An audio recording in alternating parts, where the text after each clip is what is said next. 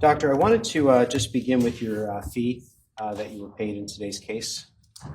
You indicated on direct examination that you were charging $600 an hour. Is that correct? Yes.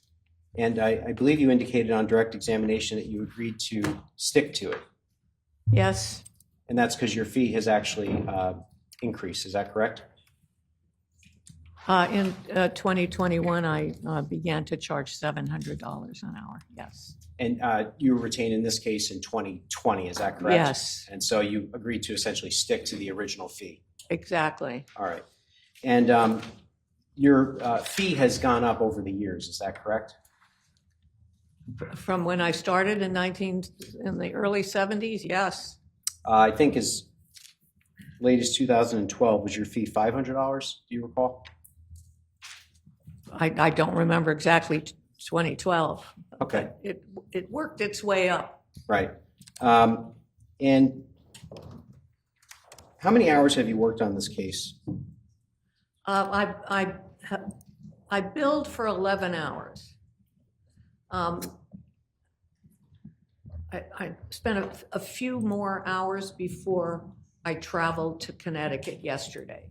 So, but I probably spent many more than those 11 or 13, 14 hours plus the travel time, because I have viewed a lot of media coverage that I didn't bill for. Okay, and so as I understand it, you've billed for 11 hours thus far, correct? Approximately 11 hours so far, yes. At a rate of $600 an hour? Yes. And if I understand your testimony correctly, you did some additional work on the case yesterday? Well, yesterday I traveled from California to Connecticut and worked a number of hours on the case during that travel. During the flight? Meeting, yes. Okay. And there was a meeting, I think you indicated? We had a meeting yesterday after I arrived in Connecticut. Okay. And you'll be charging for those hours as well, correct? Yes. All right. And so that's 14 hours is $600 an hour. Is that right? 14 hours before I left California. Understood. So you're also charging for right now, correct? I'm charging as you questioned me, yes. So the longer I question you, the more money you make? Yes, but I hope you'll keep it short. Okay. So we'll see about that. Doctor, you're charging right now. How much do you expect to bill by the time this case is over? Objection Sustained. Doctor, you indicated that you watched various media in this case, or you looked at media reports, correct? Yes. Did you do that on your own, or were you asked to do that by the defense attorney? Well, it's something that I typically do in a case where there is a lot of media coverage because of the potential for that to influence what people remember. Thanks, doctor, but I'm just asking if you did that on your own or if the defense attorney specifically asked you to do that in this case. I don't believe he specifically asked me to do it. And when you say you don't believe, do you have a recollection one way or the other as you sit here? I don't have a recollection of him asking me to do that. Okay, so that was something that you did on your own, correct? It's something I usually do, and I did in this case. And Doctor, University of California, Irvine actually allows you to take 1 day a week off so that you can pursue other projects. Is that correct? That's a typical rule at the universities I've been at. Yes, 1 day a week of outside consulting or whatever. Right. And a typical work week for you is 5 days a week, I assume? I work 7 days a week. Okay. And always for the University of California, Irvine, or also on other projects? Well, I do consulting, and I do writing, and I do speeches. So let me try to sharpen my question here. Okay. Your responsibility for the University of California, Irvine, you teach classes, I think you said, correct?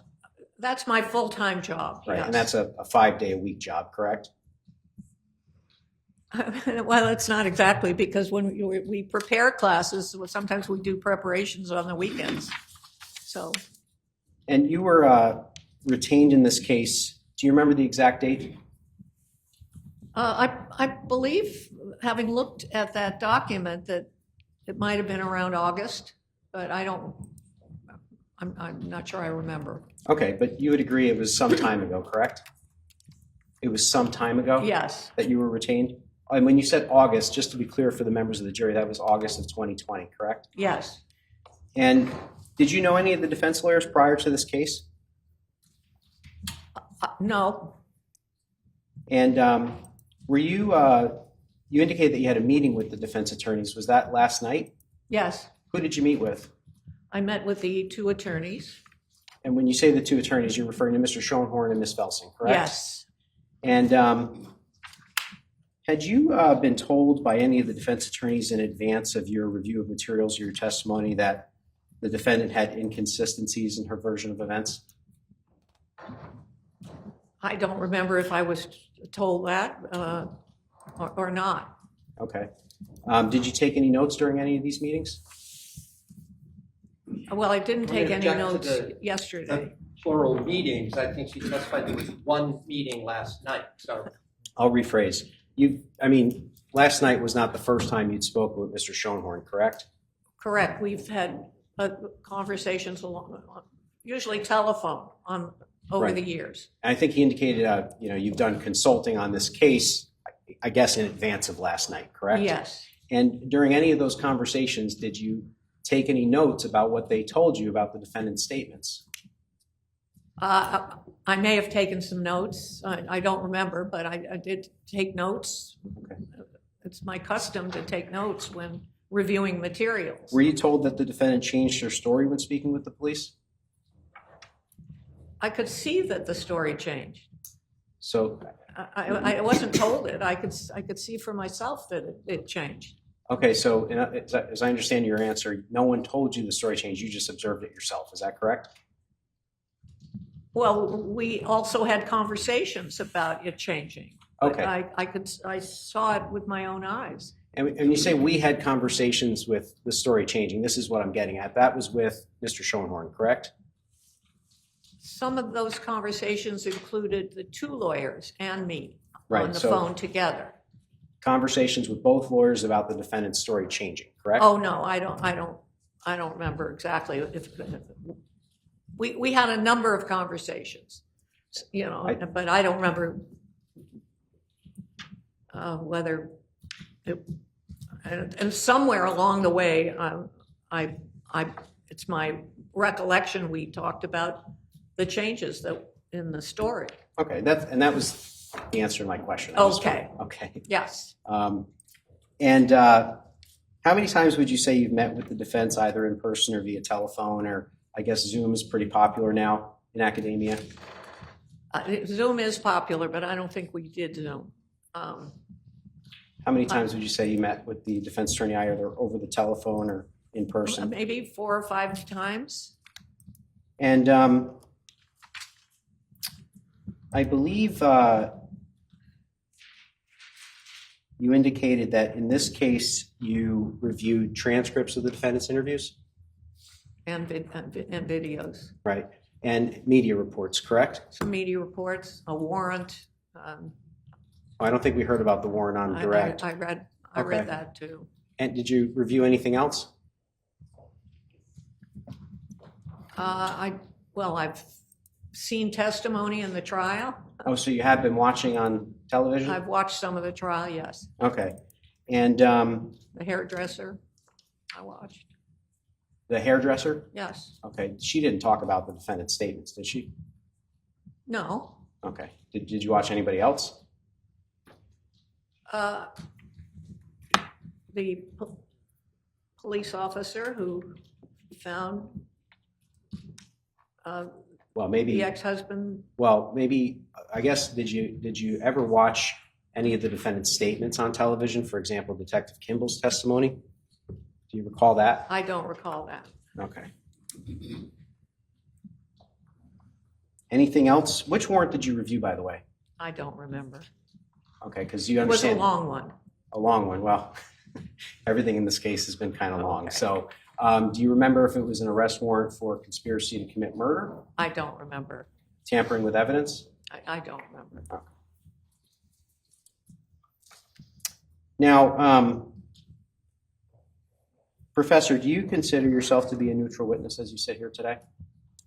Yes, And you consider yourself to be a scientist, correct? I am a scientist. And you would also agree that it's important for a scientist such as yourself who testifies in court not to be an advocate, correct? I think that that's the ideal situation. Sometimes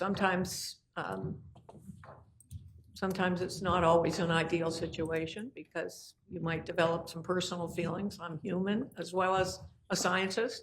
Sure. So I want to just sort of break that down if I could. When you say the ideal situation, why would it be ideal to not be an advocate? Ideal to not, because you want to present the science fairly and whoever is asking for it. Now, Doctor, you talked about developing personal feelings. I want to just ask you about a book that you wrote in 1991, if I could. Would you just tell the jury what the title of the book was? Well, I published 20 books. Do you want to hand me the CV? And Well, did you publish more than one book in 1991? I think only one book in 1991. So that's yes. the one I'm talking about. Would Okay. you mind just telling the jury what the title of the book was? The title of that was Witness for the Defense. That wasn't the complete title, was it, Doctor? Well, that was the main part of the title. So I'll just ask again, that was not the complete title, was it?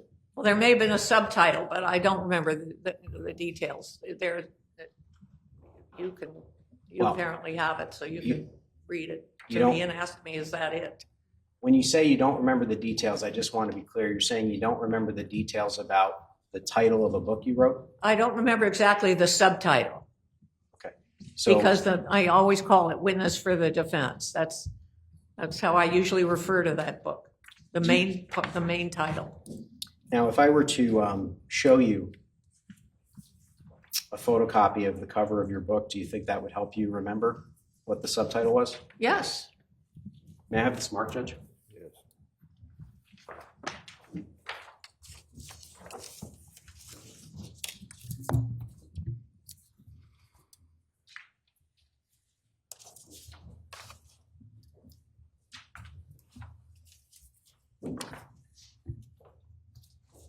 Doctor, I was going to ask if you wouldn't just mind reading this assignment to yourself and tell me if that refreshes your recollection as to what the subtitle was. Yes.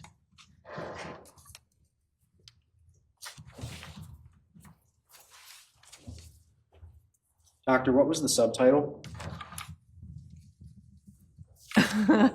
Let me think. It was the accused, the eyewitness, and the memory expert on trial. Or something. Could you show it to me again? You need to refresh your memory again. Well, on that? it's a long subtitle, and I just want to make sure I get it 100% accurate. No, understood. There's some procedural things I have to do, so Oh. you need your memory refreshed again. As Well, to the subtitle? something about the accused, the eyewitness, and the expert who puts memory on trial. Oh, you got it that time. Okay, good. Wow. Thank you. Good. And doctor, when you said the eyewitness who puts memory on trial, the expert who puts the memory on trial, you were referring to yourself, correct? Well, that book is about my scientific work and the work in trials, some of the trials that I've been involved in, yes. How does an expert like yourself put, quote, memory on trial?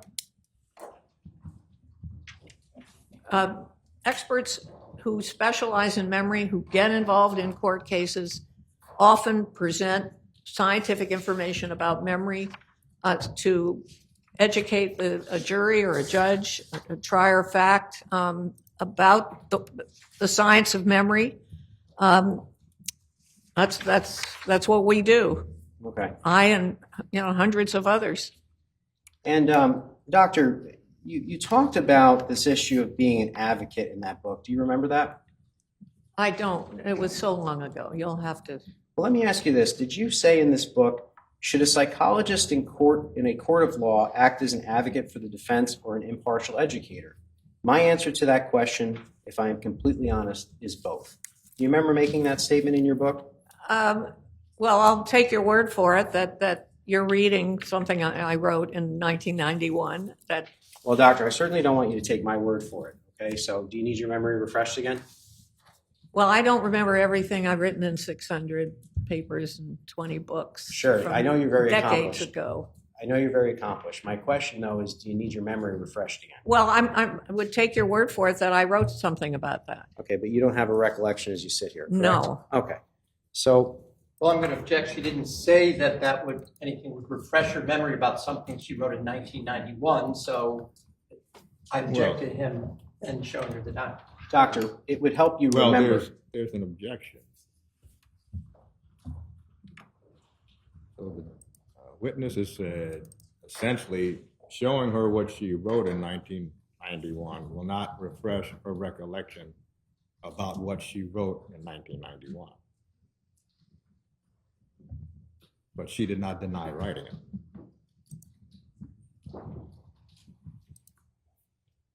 So what's the next question? Doctor, earlier when I showed you the cover of the book, that helped you remember the title, correct? Well, I could read I could read it. Right. So do you think that this reading your own book might help refresh your recollection as to what you said back in 1991? Your Honor, if Mr. McGinnis wants to offer these pages, I'm not objecting, so we could move along and have it being admitted as an exhibit. So, Well, I'm happy to do that. I just want her to answer my question. Would reading your What own... you want is not relevant, it's not material, and it's not necessary. The question has been, will this refresh your recollection?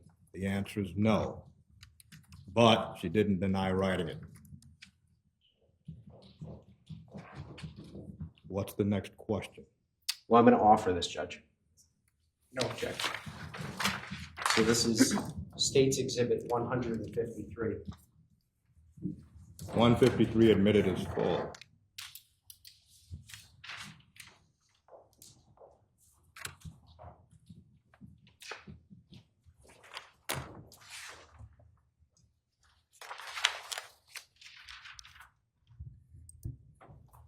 Doctor, I'm just going to ask if you wouldn't mind, if you could just read this particular paragraph aloud to the jury.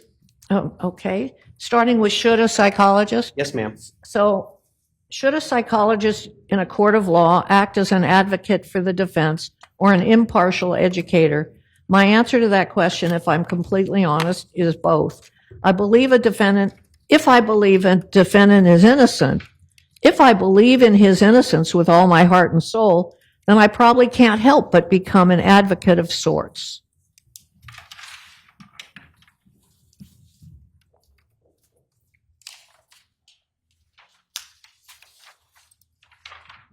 Doctor, now having been given the benefit of reading that, does that refresh your memory as to what you said about being an advocate in court?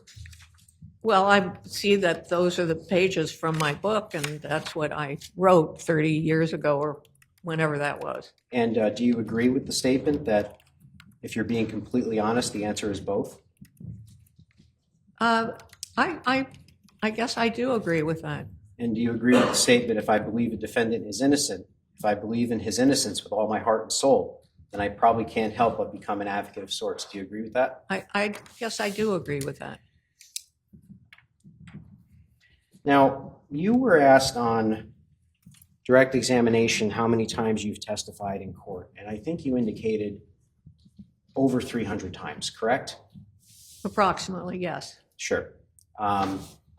Doctor, I wanted to ask you a follow-up question to that, which is, of those 300 times that you've testified in court, how many times has it been for the state or the prosecution? Well, of those 300 times, again, this is just an estimate. Maybe half of them are civil cases where I would testify either for the plaintiff or the defense, depending on the case. And the other half are criminal cases.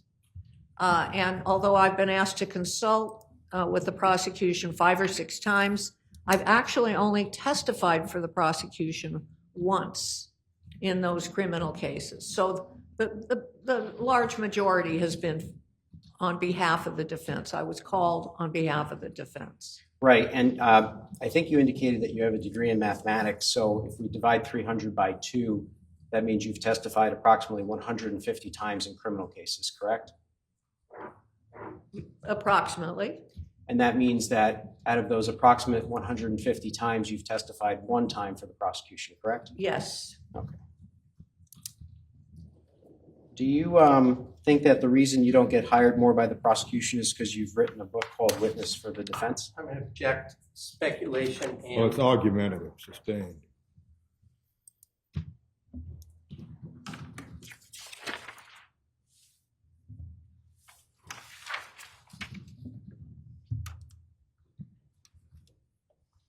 Doctor, I guess I'll hand this back to you.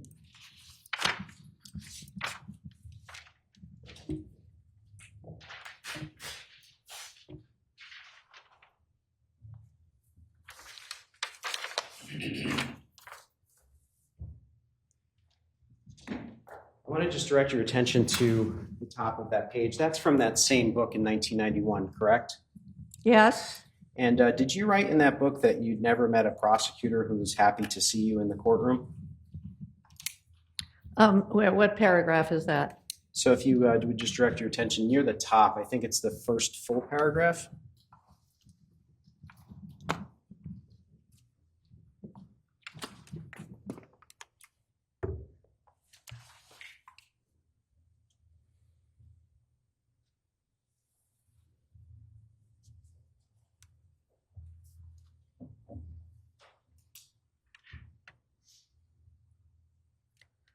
I don't see what you're asking.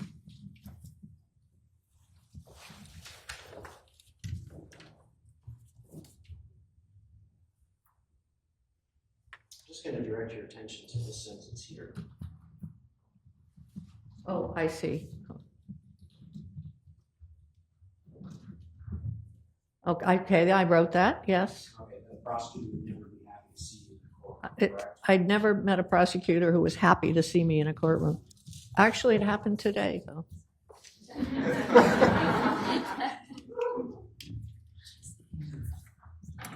So, Doctor, when you say it happened today, we met very briefly before court, correct?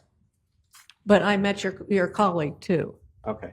And, Doctor, why would a prosecutor never be happy to see you in the courtroom?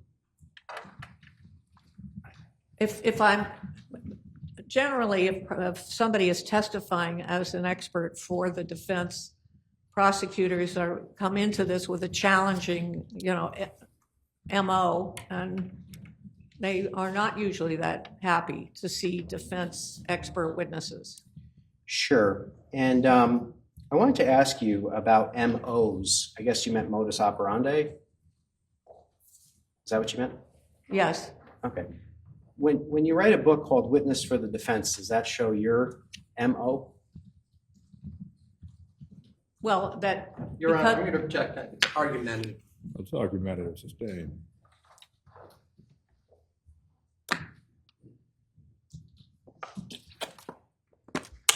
Doctor, who did you dedicate this book to?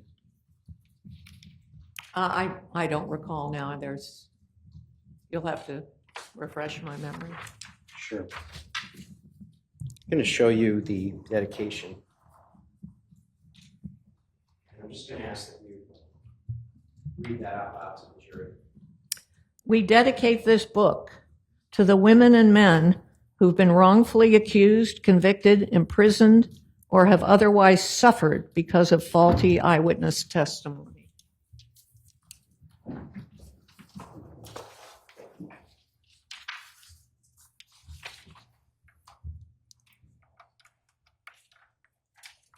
There's nothing in that acknowledgement about victims in your dedication, is there? Objection, argumentative. Overruled. No.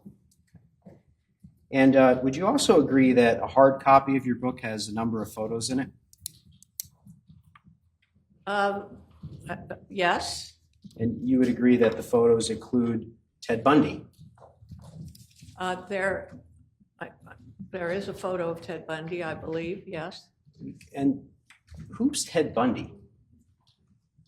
Well, in 1976, Ted Bundy was a first-year law student at the University of Utah Law School. and he was accused in an aggravated kidnapping. And you testified on his behalf, correct? I was called as a defense witness about the police procedures in that case. And then Mr. Bundy went on to be convicted of numerous other crimes, Objection, correct? irrelevant. Well, the question first was, who was Ted Bundy? The answer, he was a law student at the University of Utah. But that's not the complete story. So the court is going to overrule the objection. Let me ask you this. Did he graduate law school? I don't think so, no. And the reason he didn't graduate law school in part was because he ended up getting arrested for other crimes, correct? He did, yes. He What were those crimes? Well, he was convicted in the aggravated kidnapping in Utah. Then he was extradited to stand trial for another case in Colorado. He escaped from jail in Colorado, and he ended up committing terrible crimes in Florida, and he was executed. And I also wanted to talk to you about some of your other past clients. You have done work on Timothy McVeigh's case, correct? I consulted on that case. I did not testify. Right. And when you say you consulted for the defense, correct? I did, yes. And that means that you were assisting them in preparing a defense for Timothy McVeigh, correct? I was advising them about memory issues, and I actually got to meet Timothy McVeigh in prison. Was he a nice guy? He was nice to me. Argumentative, sustained. You also have worked on O.J. Simpson's case, correct? I consulted on that case. I did not testify. And O.J. Simpson has been arrested a couple of times as well. Just to be clear, which case did you work on? I consulted on some DNA issues in that case, the accusation of murder of his wife. Someone else was murdered as well, correct? Yes, Ronald Goldman? yes. Okay. Now, you also worked on the Menendez brothers case? I consulted on that in that case, but I did not testify. And the Menendez brother, I mean, and again, when you say consulted, I want to be clear on both O.J. Simpson and the Menendez brothers, you were consulting on behalf of the defense, correct? Defense contacted me for consultation, yes. Right. And when you say consultation, what you really mean is you were discussing memory issues with them to help them prepare their defense, correct? To help them understand the memory issues in their case. As part of the defense, correct? Well, I was consulted, but did Your Honor, not I'm gonna testify. object. She's testified about memory, not the character of the people that the lawyers Well, contacted. this is not an objection. This is just essentially a speaking objection. What's the grounds? Well, irrelevant and cumulative, Well, immaterial.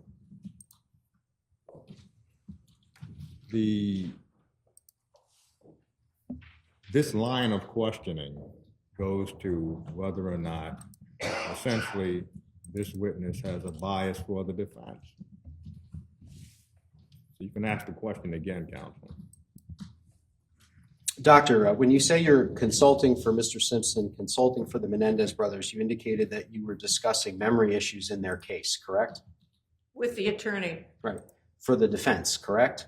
attorney representing those accused, yes. And you understood that the people that were representing the accused were trying to prepare a defense for them at trial, correct?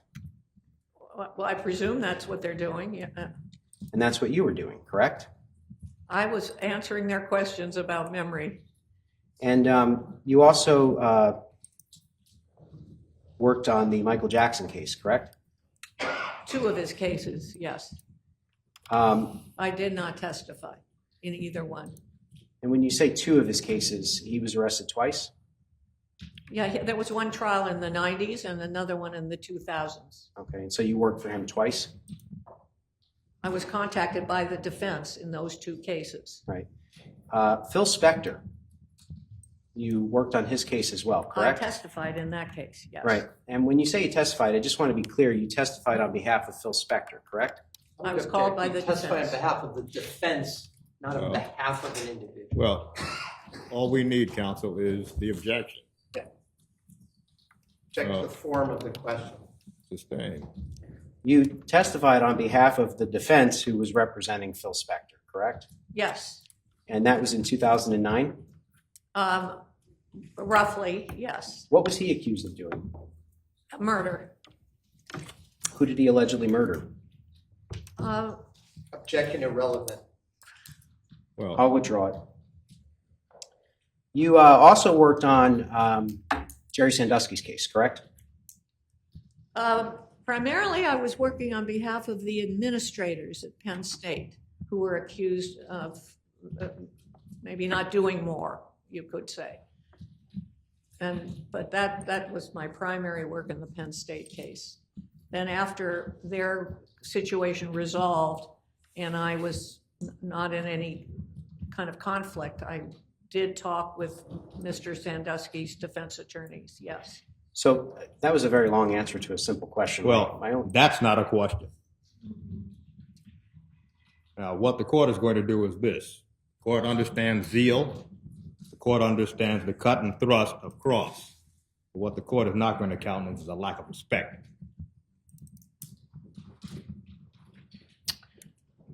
May I proceed? Yes. Doctor, the short answer to my question was that you worked on Jerry Sandusky's case, correct? Yes, And Jerry Sandusky was accused of molesting children, is that right? yes, You also worked on Bill Cosby's case, correct? yes. And what did you do for Bill Cosby? I consulted on a case that he was facing in Pennsylvania. I testified in a civil case involving Mr. Cosby in California. And did you testify on Mr. Cosby's behalf in that case? I was called by the defense attorney. And was Mr. Cosby the defendant? He was. You also worked on the Harvey Weinstein case, correct? One of them, yes. And which one did you work on? The New York case, And you testified in that case as well, correct? yes. And you were called by the defense attorney, correct? I was called by his defense attorney, yes.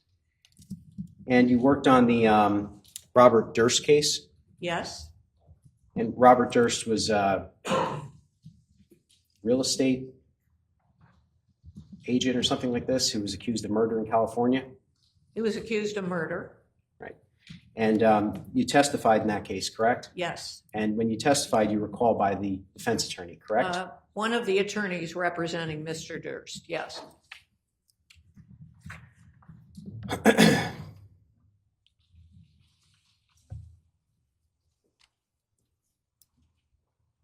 Did you believe any of those individuals were victims of false memory and bad identifications? Well, there are different facts surrounding different ones of those individuals. But I do have my personal opinions. Some of them didn't do some of the things they were accused of, even if they did other things that they were accused of. And so were you acting as an advocate in those cases or a neutral witness? I was answering questions about memory, except in the OJ case, which was about DNA. Now, Doctor, is it fair to say that you have built a lucrative career coming into court and testifying in criminal cases? It's fair to say that I'm compensated for my time, just as you are. How much do you think I make $700 an hour? We're going to take a recess because things are becoming unhinged.